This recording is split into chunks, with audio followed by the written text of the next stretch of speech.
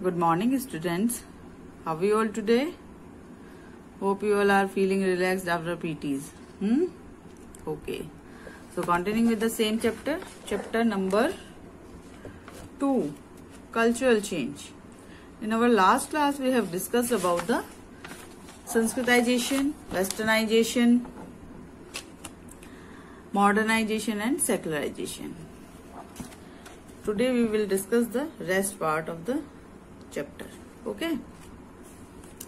So that is, ritual secular dimensions is different from the secular goals.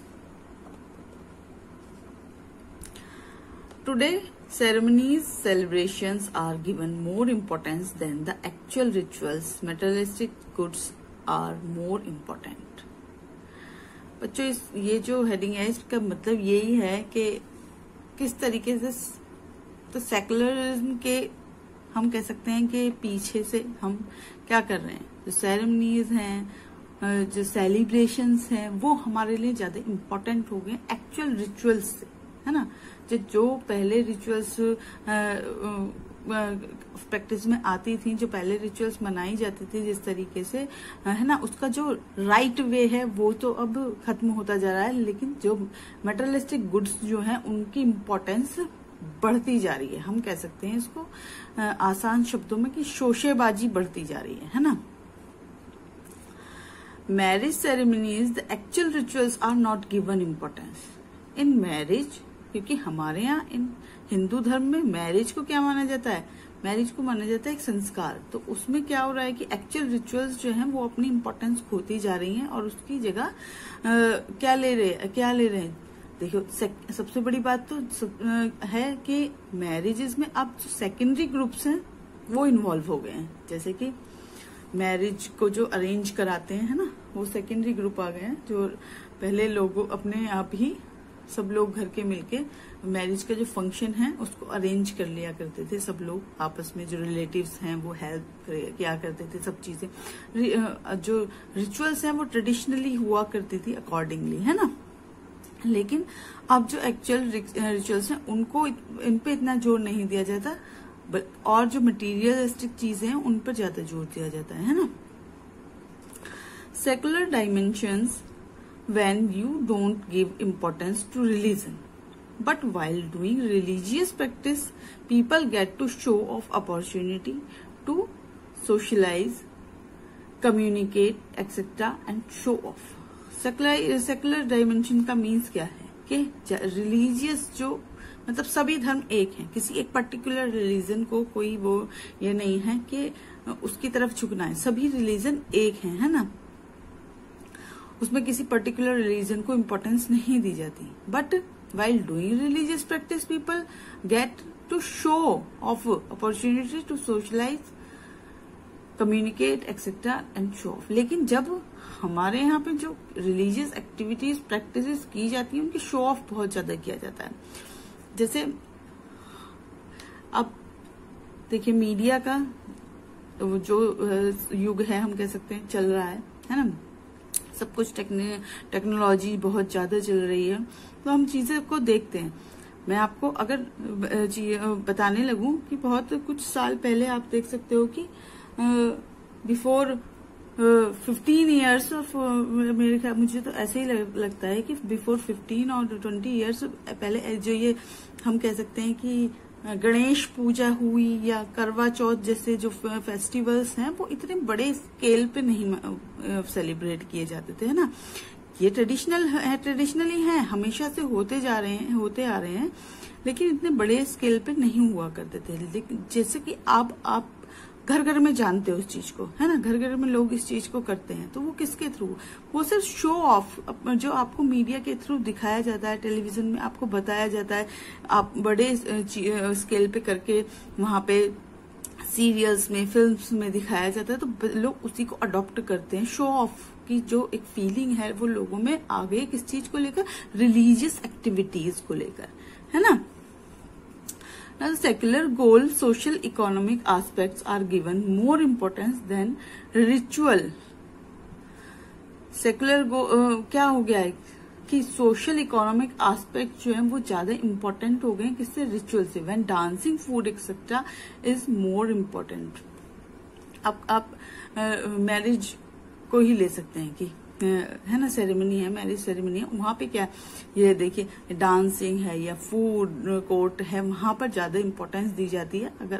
अगर आप देखेंगे इस चीज को कि आप किसी मैरिज में गए हैं, है ना, आप देखोगे कि जहाँ जो डांसिंग एरिया है वहां पे ज्यादा भीड़ होती है, या फिर फूड कोर्ट में ज्यादा भीड़ होती है। लेकिन अगर आप सप्तपदी कन्यादान के टाइम पे अगर आप वहां पे देखोगे तो बहुत जो घर के ही लोग होते हैं, बस वही होते हैं, और लोग नहीं होते। क्यों नहीं होते? क्योंकि उनको, ज्यादातर लोगों को रिचुअल्स में कोई अब वो नहीं रह गए, कह सकते हैं कि इतना ज्यादा फैसिनेट नहीं करती हैं रिचुअल्स लोगों को अब, है ना। ये शो ऑफ, शोबाजी ज्यादा अट्रैक्ट करती है ना। Now what matters most is what happened in the wedding and not the rituals. अब क्या हो गया है, ये मैटर करता है कि शादी में क्या हुआ था, है ना, कितने लोगों का खाना था, कितने लोग आए थे, डेकोरेशन कैसी थी, है ना, कितना शादी पे खर्च किया गया। इन चीजों के बारे में बातें होती है, ना कि रिचुअल्स के बारे में। क्या आपने कभी सुना है कोई कह रहा था कि अरे वो तो शादी में ये रिचुअल फॉलो करना भूल ही गए? ऐसा नहीं होता ना, ऐसा कोई बात नहीं करता। बात करते हैं कि शादी में कितने पैसे खर्च किए उन्होंने, है ना, किस तरीके, कितने बड़े स्केल की शादी थी, है ना। तो अब ये हो गया है। Now the secularization of caste. अभी हमने इम्पैक्ट देखा सेकुलराइजेशन का किस पे, रिचुअल्स पे अपनी, है ना, कि किस तरीके से रिलीजियस जो हमारे रिचुअल्स हैं वो कैसे अनफॉलो की जा रही हैं, और उस पे जो मटेरियलिस्टिक गुड्स हैं, और या फिर हम कह सकते हैं जो शो सिस्टम है वो उस पे हावी हो रहा है ना। नाउ ठीक सेकुलराइजेशन में कास्ट सिस्टम पे क्या इम्पैक्ट हो रहा है, ठीक है। Okay, once upon a time caste was referred to with pollution, purity and the practices were important. Caste system में क्या है हमारे यहाँ, pollution and purity. Pollution and purity का कंसेप्ट क्या है कि जो हायरार्की है, कास्ट हायरार्की में अगर टॉप कास्ट पे हैं तो प्योर है, और जैसे जैसे कास्ट वाइज नीचे आते जाते हैं तो पोल्यूटेड होते जाते हैं, है ना। जो लास्ट, जो सबसे ज्यादा कह सकते हैं जो लोअर कास्ट है, तो वो सबसे ज्यादा पोल्यूटेड मानी जाती है, इसलिए वो उसको अनटचेबल भी कहा है। दलित जो है उनको ज्यादा पोल्यूटेड माना जाता है इन कास्ट सिस्टम। ओके, तो कास्ट सिस्टम में पहले क्या था कि पोल्यूशन प्योरिटी का कंसेप्ट चल रहा था ये, और इस प्रैक्टिस को एक इम्पोर्टेंट प्रैक्टिस माना जाता था। Now politicians use caste for vote banks. But अब ऐसा धीरे धीरे जो कास्ट सिस्टम का जो कह सकते हैं बॉन्ड वो खत्म हो रहा है, लेकिन सिर्फ किस वजह से वो मतलब हम कह सकते हैं कि उसकी जो रूट्स हैं वो भी अभी सोसाइटी में किस वजह से पाई जाती है, पॉलिटिशियंस की वजह से। क्यों? क्योंकि पॉलिटिशियंस ने जो कास्ट सिस्टम है उसको वोट बैंक बनाया हुआ है ना। दलित जो कुछ हमारे यहाँ जो मैं कह सकती हूँ कि जो पॉलिटिशियन पार्टीज हैं वो ही इसको लेके हैं, कास्ट सिस्टम पे बनी हुई है। जैसे कि हमारे यहाँ बहुजन समाज पार्टी है ना, कहा जाता है दलितों की पार्टी, ठीक है।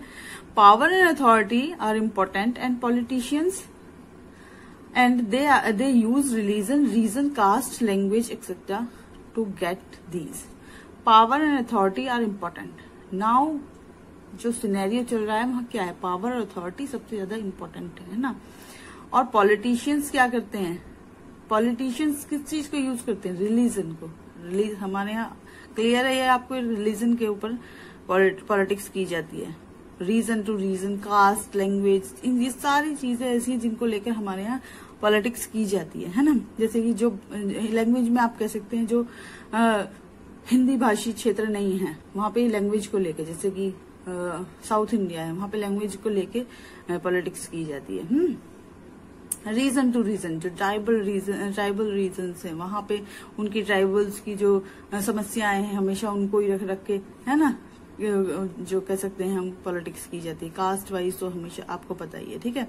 They make full use of law for religion and caste of Indians.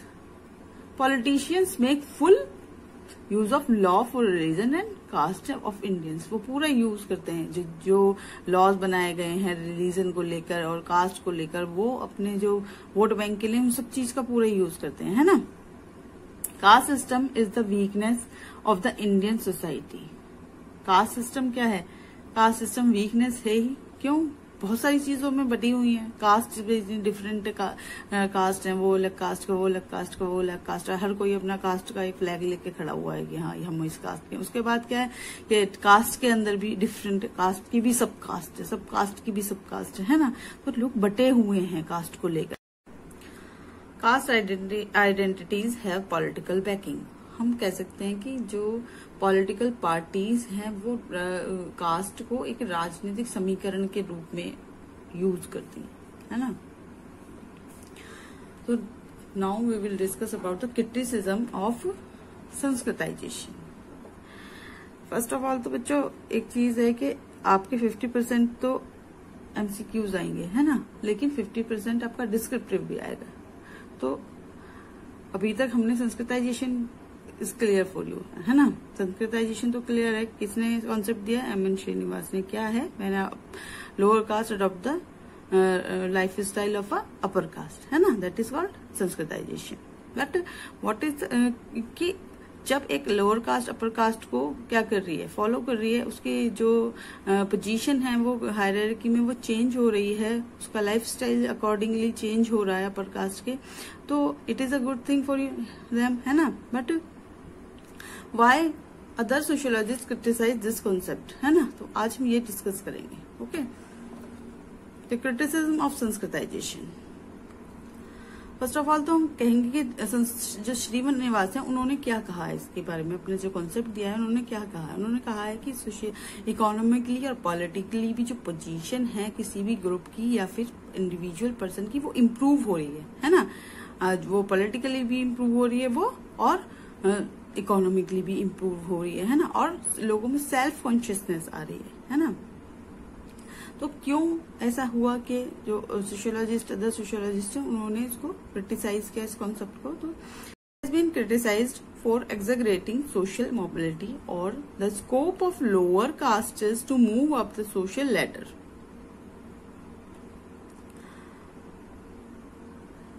इसमें इन्होंने जो सोशियोलॉजिस्ट हैं उन्होंने इसको क्रिटिसाइज किया कि एक्सैगरेटिंग, यानी कि जितना दिखाया जा रहा है, कुछ चीज होती है ना दिखाई जाती हैं ज्यादा और उनमें उतना कह सकते हैं कि उतनी चीजें होती नहीं है जितनी शो की जाती हैं। तो इसी तरीके से उन्होंने कहा कि जो संस्कृताइजेशन का कॉन्सेप्ट है ये शो ज्यादा कर रहा है कि सोशल मोबिलिटी में जो लोअर कास्ट है उसका स्कोप ज्यादा है, और उसके जो सोशल लैडर, जो हायरार्की लैडर अपर और लोअर की है, उसमें जो उसका स्टेटस है वो चेंज हो जाता है। ये उसके दिखाया ज्यादा जा रहा है, लेकिन ऐसा है कम, है ना।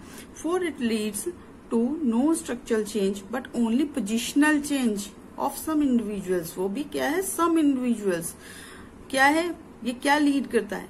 स्ट्रक्चरल चेंज नहीं होता इसमें। आप स्ट्रक्चरल चेंज जिसको हम कहते हैं ना अंदर से चीजें बदल गई, वो नहीं होता। Structural change is not there but only positional change. Positional change यानी कि यहाँ पोजिशनल चेंज भी, और वो भी सम इंडिविजुअल्स, यानी कि जो थोड़ा इकोनॉमिकली बेटर थे और दूसरे लोगों से, तो उनका जो पोजिशनल, उनके लिए पोजिशनल चेंज हो गई because they are economically better than others, है ना। तो उनकी तो पोजीशन, वो उनका भी क्या हुआ? सिर्फ पोजिशनल चेंज, है ना। स्ट्रक्चर में कोई चेंज नहीं आया। स्ट्रक्चर जो उनका एक्सक्लूजन का था, डिस्क्रिमिनेशन का था, क्योंकि हम जानते हैं अंदर से, हम पहचानते हैं कि वो इस कास्ट के हैं। अब आप अपने आप को ही लेके देखिए, आप जानते हो कि वो इस कास्ट से बिलोंग करते हैं, लेकिन इकोनॉमिकली वो ठीक है, सब चीज ठीक है, लेकिन आपको अंदर से मालूम है कि वो इस कास्ट को बिलोंग करते हैं। आप बहुत सारी चीजें उनके साथ प्रैक्टिस में लाएंगे, है ना, उठना बैठना, लेकिन कुछ चीजों में आप उसमें से दूरी बना के रखते हैं, है ना। होता है, ये कॉमन है, नेचुरल है, क्योंकि ये हमारी जो सोसाइटी है उसमें बहुत रूटेड हो चुका है, तो ये हमारा बिहेवियर नॉर्मल है, ठीक है ना। Inequality continues to persist, though some individuals may be able to improve their position within the unequal structure.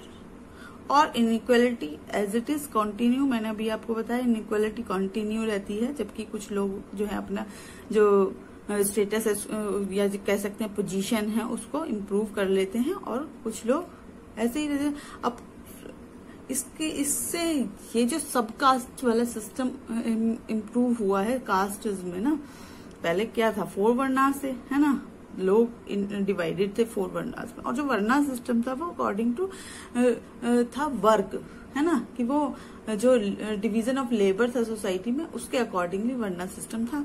But बाद में जो ये कास्टिज्म उसको टेक ओवर कह सकती हूँ मैं, कि इसको टेक ओवर कर लिया कास्टिज्म ने, तो वहां से जो ये सब कास्ट निकल के आई है वो संस्कृताइजेशन का ये इम्पैक्ट मैं कह सकती हूँ। क्यों? क्योंकि कुछ जो लोअर कास्ट थी वो उसने फॉलो किया किसको? अपर कास्ट को फॉलो किया। जो लोअर कास्ट ने अपर कास्ट को फॉलो किया, ना तो वो अप बन पाई, है ना ही वो लोअर रह पाई, बीच में वो रह गई, है ना। स्ट्रक्चरल चेंज क्योंकि हुआ नहीं, पोजिशनल चेंज थोड़ा बहुत उनमें हो गया।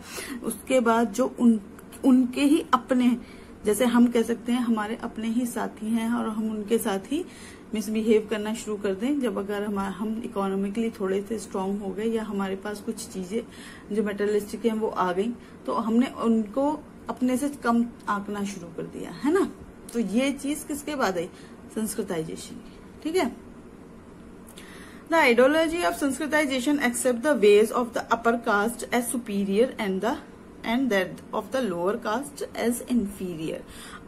जो ये संस्कृताइजेशन की आइडियोलॉजी थी उसने क्या मान लिया? उसने मान लिया कि upper caste is as superior है and the lower caste is as inferior. Upper caste superior है और लोअर कास्ट इंफीरियर है ना। उसको स्टैंप कर दिया, जस्टिफाई कर दिया उसको, है ना। Thus the desire of imitate the upper caste is seen as natural and desirable। फिर क्या था?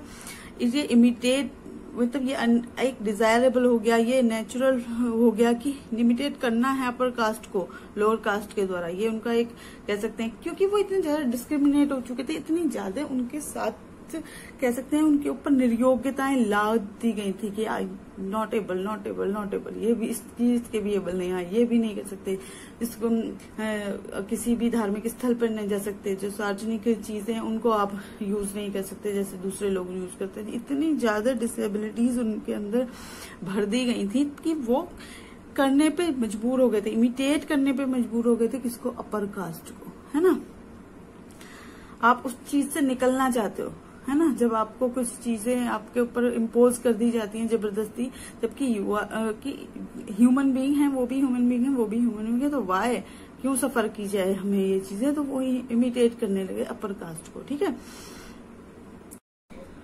यही मैंने भी आपको बताया कि Sanskritization seems to justify a model that rest of inequality and exclusion. Justify कर दिया अपने मॉडल को किसने? संस्कृताइजेशन ने, कि इनइक्वालिटी और एक्सक्लूजन है कहाँ?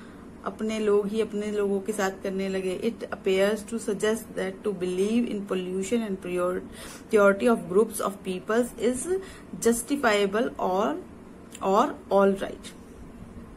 और इस कॉन्सेप्ट में बिलीव करने लगे लोग। किस चीज पे लोग बिलीव करते हैं?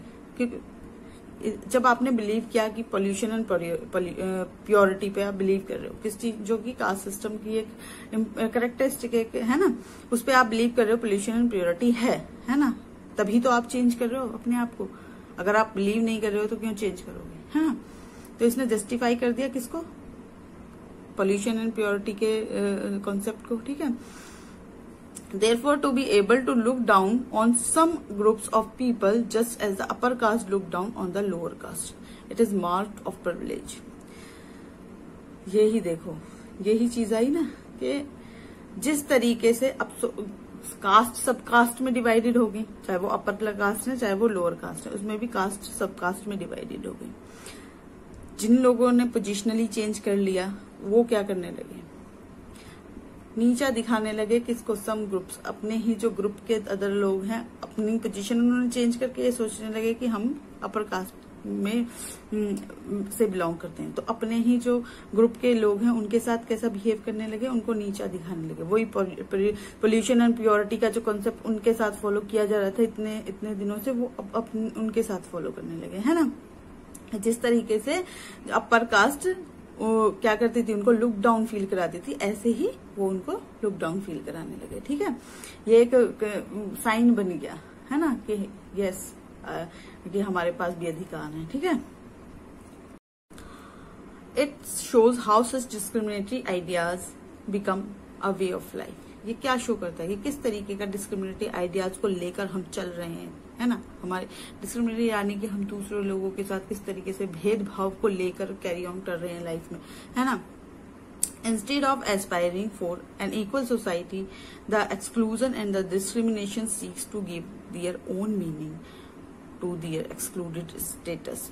और हमें को क्या फॉलो करना चाहिए, हमें इक्वल सोसाइटी को फॉलो करना चाहिए, इक्वल सोसाइटी को एस्पायर करना चाहिए। लेकिन हम क्या कर रहे हैं, एक्सक्लूजन, डिस्क्रिमिनेशन, ये सब चीजें हम कह सकते हैं सोसाइटी में फॉलो कर रहे हैं। जबकि हम जो कह सकते हैं कि मॉडर्न हो रही है सोसाइटी, मॉडर्नाइजेशन आ चुका है ना, वेस्टर्नाइजेशन को हमने अपना लिया है। तो हमें क्या करना चाहिए कि सोसाइटी, हमें अपने आइडियाज, हमारे जो थिंकिंग है उसको ब्रॉड करना चाहिए अपने, है ना, किस चीज को लेकर, कास्टिज्म को लेकर।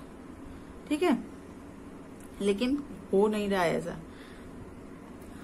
This gives rise to undemocratic society. और ये किसको कह सकते हैं कि पावर दे रहा है, अनडेमोक्रेटिक सोसाइटी। डेमोक्रेटिक सोसाइटी क्या कहती है, डेमोक्रेटिक सोसाइटी कहती है ऑल आर सेम, सब पीपल सेम है, सब लोग क्या हैं, इक्वल हैं। सेम तो नहीं कह सकते, इक्वल हैं सब लोग, है ना, ऑल आर इक्वल। सबके राइट्स सबको अकॉर्डिंगली डेमोक्रेटिक सोसाइटी में दिए हुए हैं, है ना, कि राइट ऑफ एजुकेशन है या फिर जो भी है ना, सबको दिए हुए हैं। लेकिन ये जो डिस्क्रिमिनेटिंग बिहेवियर कह सकते हैं, ये किसको फॉलो करता है, ये फॉलो करता है अनडेमोक्रेटिक सोसाइटी को। ठीक है, since Sanskritisation results in the adoption of upper caste rites and rituals, it leads to practice of scolding girls and women, adopting dowry practices instead of bride price, and practicing caste discrimination against other groups. Sanskritisation क्या adoption है, किस चीज का adoption है कि upper caste के rights और rituals को जो लोअर कास्ट है वो अडॉप्ट करती हैं। अब ये तो हो गया, अडॉप्ट कर लिया उन्होंने, है ना, फॉलो करना शुरू कर दिया। जो लोअर कास्ट है उन्होंने किसको, अपर कास्ट को। ठीक है, लेकिन साथ साथ जो उनकी जो प्रैक्टिसेस थी वो भी फॉलो करनी शुरू कर दी, और साथ में वो गर्ल्स के लिए बहुत ज्यादा प्रॉब्लमेटिक चीज बन गई, है ना। क्यों बन गई, क्योंकि अपर कास्ट में क्या होता था, डाउरी सिस्टम था, मनी कह सकते हैं कि जो गिफ्ट एक्सचेंज किए जाते थे, है ना, जो लड़की वाले वो लड़के वालों को गिफ्ट दिया करते थे। तो एक तो ये जो पहले नहीं था किसमें, जो लोअर कास्ट थी वहां पे ब्राइड प्राइस चलता था, है ना, उसकी जगह किसने ले ली, डावरी ने ले ली, दहेज ने ले ली, है ना। And practicing caste discrimination against the other groups. और ये एक चीज तो ये थी जो गर्ल्स के लिए ये प्रॉब्लम क्रिएट हो गई आफ्टर संस्कृताइजेशन। और कास्ट डिस्क्रिमिनेशन मैंने तुम्हें बताया है कि अपने ही ग्रुप के साथ जो अदर ग्रुप्स जो आपके साथ जुड़े हुए हैं उनके साथ कास्ट डिस्क्रिमिनेशन शुरू हो गया। ठीक है, the effect of such a culture is that it erodes characteristics of Dalit culture and society. और क्या इफेक्ट हुआ संस्कृताइजेशन का, क्या शुरू कर दिया, क्या है संस्कृताइजेशन, अडॉप्ट करना किसको, रिचुअल्स को, किसकी, अपर कास्ट की रिचुअल्स को, उनकी लाइफस्टाइल को अडॉप्ट करना बाय द लोअर कास्ट, है ना। तो क्या जब उन्होंने उनकी कल्चर को, उनके रिचुअल्स को फॉलो करना शुरू कर दिया तो उनकी अपनी कल्चर का क्या हुआ, वो तो खत्म होने लगी ना। For example the very worth of labour which lower caste degraded and rendered shameful. क्या होने लगा, जब अब तो लोअर कास्ट क्या बनने लगी संस्कृताइजेशन के बाद, अपर कास्ट को फॉलो करने लगी। भाई अब जो उनकी अपनी कल्चर थी वो खत्म होती जाए। जो क्या था, फॉर एग्जाम्पल हम कह सकते हैं जो उनका वर्थ ऑफ लेबर था, जो ऐसा वर्क था जिसको कोई और नहीं करना चाहता था, वो उनकी आइडेंटिटी बन चुकी थी लोअर कास्ट की। उनको उस चीज से जाना जाता था, जो वो कोई नहीं कर सकता था, वो वर्क वो करते थे वो लोग। तो वो उसको अब क्या करने लगे, वो डिनाई करने लगे, वो उस काम को करने से छोड़ने लगे उस चीज को। ठीक है ना। Identity is based on the basis of work, crafts, artisanal ability, are regarded useless. जो उनका वर्क था, जो इतने सालों से करते आ रहे थे, जो क्राफ्ट थे, जिन चीजों से हम आर्ट और क्राफ्ट से जो वो लोग जुड़े हुए थे, वो अब उसको यूजलेस उनको लगने लगी थी, है ना। क्योंकि क्या करने लगे थे, वो तो अपर कास्ट बनते जा रहे थे। तो ये जो वो मतलब मैं ये कह सकती हूँ कि वो हर उस सिंबल को मिटा देना चाहते थे जो उनको लोअर कास्ट शो कराती है ना। क्योंकि उनके अंदर इतनी ज्यादा चीजें थी कि वो अब मिटा देना चाहते थे कि हम लोअर कास्ट के हैं, लोअर कास्ट से बिलोंग करते हैं, है ना। वो अपर कास्ट में ही मिल जाना चाहते थे, क्योंकि according to them upper caste उनके लिए पोल्यूशन एंड प्योरिटी के कॉन्सेप्ट के अकॉर्डिंग वो अप है और वो लो है। तो वो अपने जो लो फीलिंग है उसको मिटा देना चाहते थे। इसलिए उन्होंने जो अपनी कल्चर है उसको अनफॉलो कर दिया। और किसको अनफॉलो कर दिया? जो उनका जो जिस चीज से वो जुड़े हुए थे, जो वर्क था उनका, जो आर्ट और क्राफ्ट की चीजें थी, वो सब चीजें उन्होंने छोड़ दी। ठीक है। So students, we can say that these are the reasons that other sociologists criticize the Sanskritization. लेकिन फिर भी Sanskritization is the कह सकते हैं कि important concept in Indian sociology. Indian sociology का ही मेन कॉन्सेप्ट है, बिकॉज ये कास्टिज्म और किसी सोसाइटी में नहीं पाया जाता। कास्टिज्म सिर्फ इंडियन सोसाइटी में ही पाया जाता है। ठीक है। सो what we have learned today, dimensions of secularism or secularization of caste and the criticism of Sanskritization. ये समझ आ गया ना आपको? And if you have any problem or query, you can call me. So today's lecture is over now. We will continue it in the next class. Okay? Jai Hind. Bye bye.